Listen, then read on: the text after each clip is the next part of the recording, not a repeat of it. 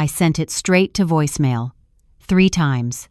On the 4th call, I picked up not because I wanted to, but because I was curious what someone with that kind of audacity actually sounds like when they've finally hit rock bottom. I listened to him scream for about 45 seconds, then I said 8 words and hung up. I'll tell you what those 8 words were. But first, you need to understand how we got here. My name is Monica, and 3 years ago I owned a mid-sized real estate marketing agency in Houston called Loomis Creative. We handled branding, staging photography, digital campaigns, and listing strategy for independent brokers and boutique developers across the Gulf Coast. I had built it from a one-woman operation, running out of my 2nd bedroom into a team of 11 full-time employees with 2 satellite contractors. I was 38 years old. I had a daughter named Chloe, who was 7 at the time, and I had a husband named Derek, who I had loved, trusted, and, as it turned out, fundamentally misread. Derek and I had been married for 6 years when I hired him. That detail always makes people raise their eyebrows, and I understand why. But at the time, it made complete sense. He had a background in commercial sales, he was charming with clients, and the company was growing fast enough that I needed someone I could trust to manage the broker relationships while I focused on operations and creative direction. My business attorney advised against it. My best friend Tamara told me directly, over brunch, that she had a bad feeling. I thanked them both and moved forward anyway. That particular brand of stubbornness has cost me before, but nothing like this. The first year Derek worked at Loomis was genuinely good. He brought in 3 new developer accounts, he was well liked by the team, and having him close by during that growth phase took real pressure off me. The 2nd year was when I started noticing the small things. He would bristle when I corrected him in team meetings, even gently. He started referring to certain accounts as his clients in a way that felt territorial rather than proud. When I landed a major contract with a regional developer called Bayside Properties, the biggest single account Loomis had ever signed, Derek's reaction was a flat, distracted good job, and then he walked out to take a phone call. I told myself he was tired. I told myself the long hours were getting to both of us. I told myself a lot of things that year that I have since stopped telling myself. By month 14 of his employment, Derek had requested a title change to Director of Client Relations and a salary increase of 30%. I gave him the title. I gave him 20% and told him we'd revisit the rest after Q3. He accepted it without saying thank you, which I also talked myself out of noticing. What I did not know at the time, what I would not discover for another 8 months, was that Derek had already begun doing something that I still, even now, have to pause before I say out loud. He had created a vendor. The vendor was called Pinnacle Outreach Solutions.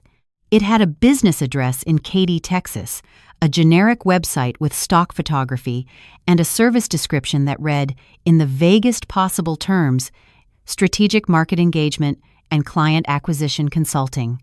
Pinnacle Outreach Solutions had been set up 3 months after Derek joined Loomis. It was registered to a woman named Renee Holloway.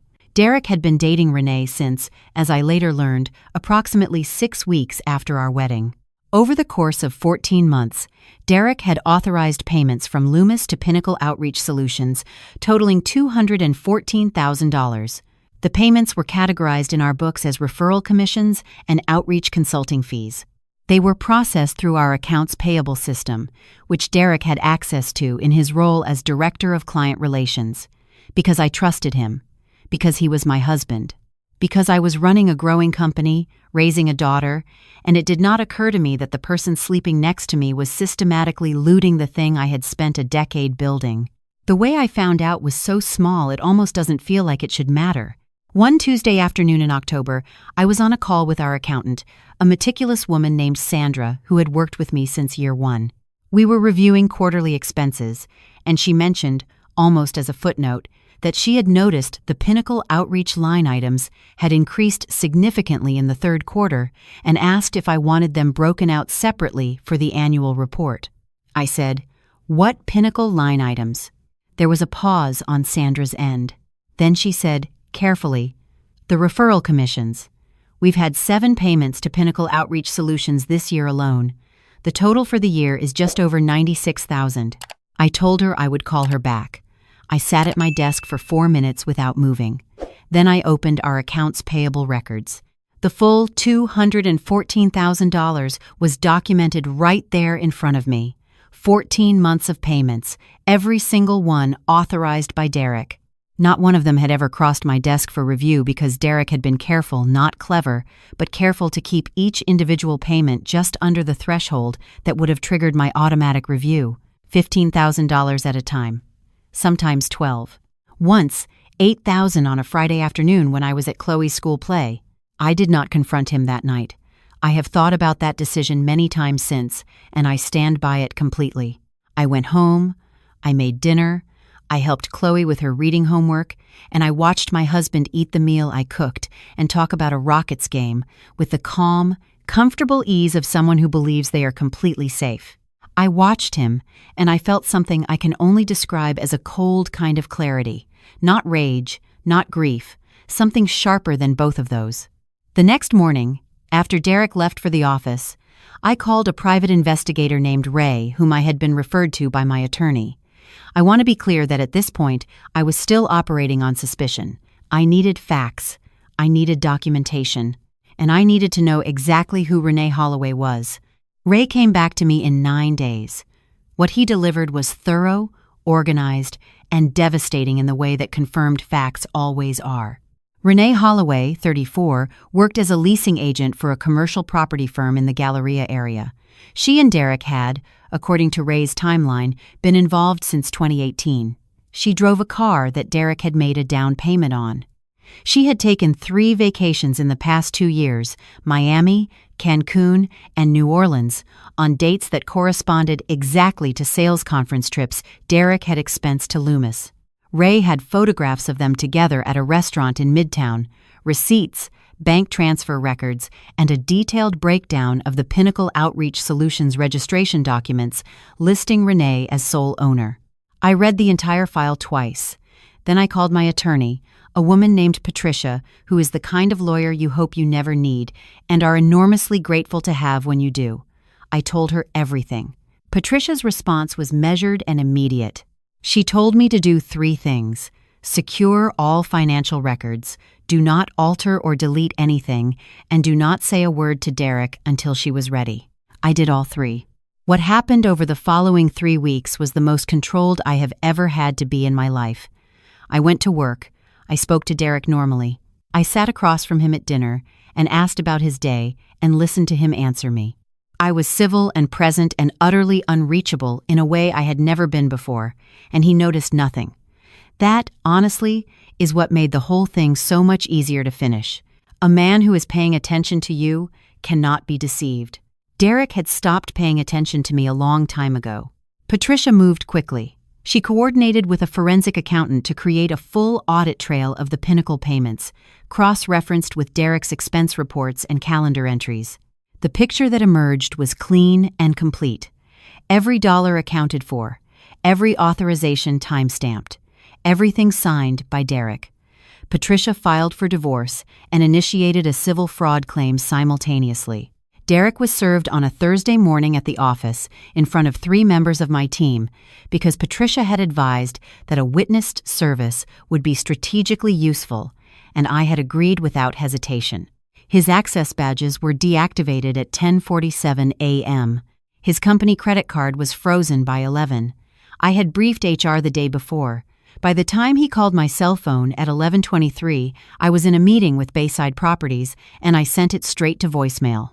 He called 11 more times that day. The legal process took 7 months.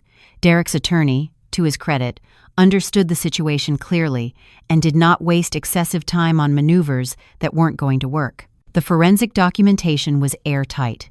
Derek had no meaningful counter to the fraud claim because there was nothing to counter. The paper trail was his own handwriting, his own authorizations, his own signature on every Pinnacle payment. In the end, the settlement required him to repay $214,000 in full, sourced from his personal assets and the liquidation of a retirement account he had contributed to during the marriage. He also relinquished his share of 3 joint financial assets as part of the divorce agreement. Patricia described the outcome as thorough. I described it as fair. I will not pretend the 7 months were easy. They were not. There were nights after Chloe went to bed when I sat in the kitchen and felt the specific exhaustion of having to hold everything together when everything had also just fallen apart. Loomis needed me. Chloe needed me. The lawsuit needed me. I did not have the luxury of coming undone, so I did not come undone. I went to sleep, I woke up, and I did the next necessary thing. That is the only strategy I know. What I did allow myself, in those months, was a quiet and very deliberate investment in Loomis. I restructured our accounts payable system with a 2-person authorization requirement for any payment over $5,000. I hired an operations manager, a sharp and thorough woman named Grace, to handle the administrative side of the business so that what had happened with the vendor accounts could never happen again through my own inattention. I renegotiated 3 of our developer contracts at higher rates, on the strength of a portfolio that had continued to grow through the entire period. I was not surviving. I was rebuilding. There is a difference, and it matters to me that I understood it that way. By the time the settlement was finalized and the divorce was complete, Loomis Creative had its best revenue quarter on record. I had renegotiated Bayside Properties into a multi-year retainer. I had hired 2 new team members. I had taken Chloe to Colorado for a long weekend and watched her try skiing for the first time and laughed until my face hurt. Derek was a ghost to me by then, a name in a closed file. I genuinely did not think about him more than once or twice a month, and even then it was administrative, a document that needed signing, a notification from Patricia about a procedural update. He was finished, and I had moved forward, and that was the entirety of what I had left to say about Derek, until 8 months after the divorce was finalized.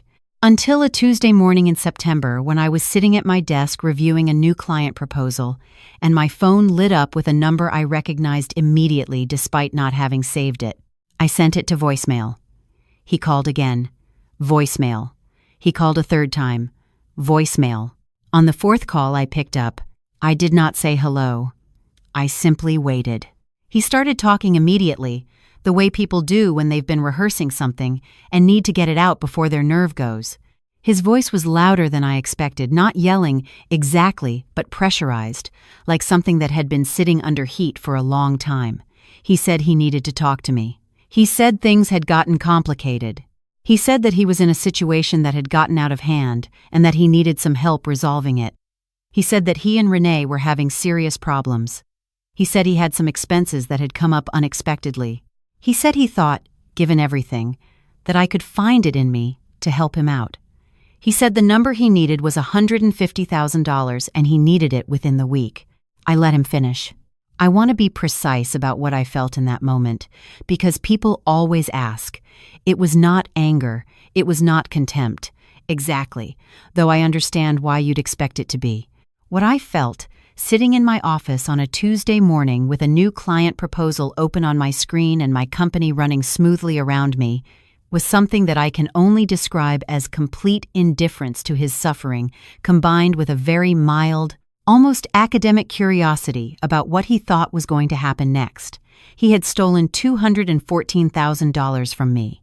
He had deceived me for years. He had sat across from me at dinner and looked me in the eyes. He had watched me build something and then quietly taken from it for over a year. And now he was calling me, 8 months after the courts had finished sorting out the consequences of all of that, to ask me for $150,000 because his relationship with the woman he had been funding with my money was apparently not going well. I said 8 words. I said, "I'm sorry, I think you have the wrong number." And then I ended the call. He called back twice. I did not answer. He left a voicemail the second time that I listened to once and then deleted. It was more of the same, louder, less organized, the logic fraying at the edges the way it does when someone realizes they have dramatically misjudged a situation. I forwarded the recording to Patricia as a courtesy, in case it became relevant. She replied that she didn't think it would, but that she'd keep it on file. That was the last time I heard from Derek. What I have thought about since, not obsessively, but occasionally, in the way you turn something over when you're waiting for coffee or sitting in traffic, is the particular kind of confidence it takes to make that phone call, to have done what he did, to have taken that much, over that long, from someone who trusted you, And then to believe, 8 months after the courts and the forensic accountants and the legal documents and the settlement, that the same person would wire you $150,000 because you asked. I don't think Derek is a stupid man. Exactly. I think he had never, at any point in our relationship, taken me seriously. I think he saw a woman who was competent and busy, and who loved him, and he filed all three of those things under manageable. He thought my competence was something he could operate around, that my busyness was something he could use as cover, and that my love was something he could withdraw from indefinitely, without consequence. He was wrong on all three counts, but I don't think he understood that until the Monday morning he walked into work and found his badge didn't work, and his card was frozen, and his wife was in a meeting she had not told him about. Loomis Creative is doing well. Better than well, actually we expanded into a second market last year, and I brought Grace on as a full partner, which she has earned several times over.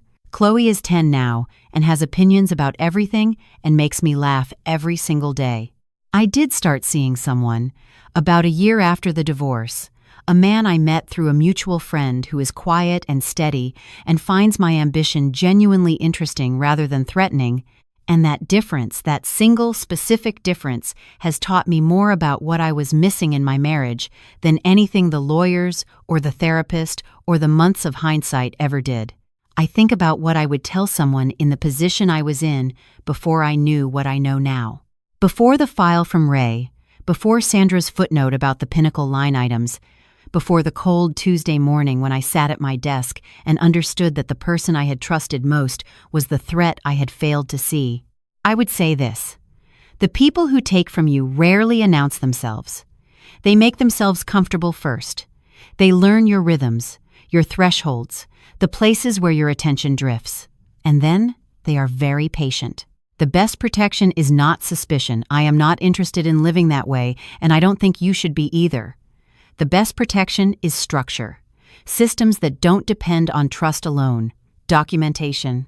People around you who are empowered to tell you when something doesn't add up.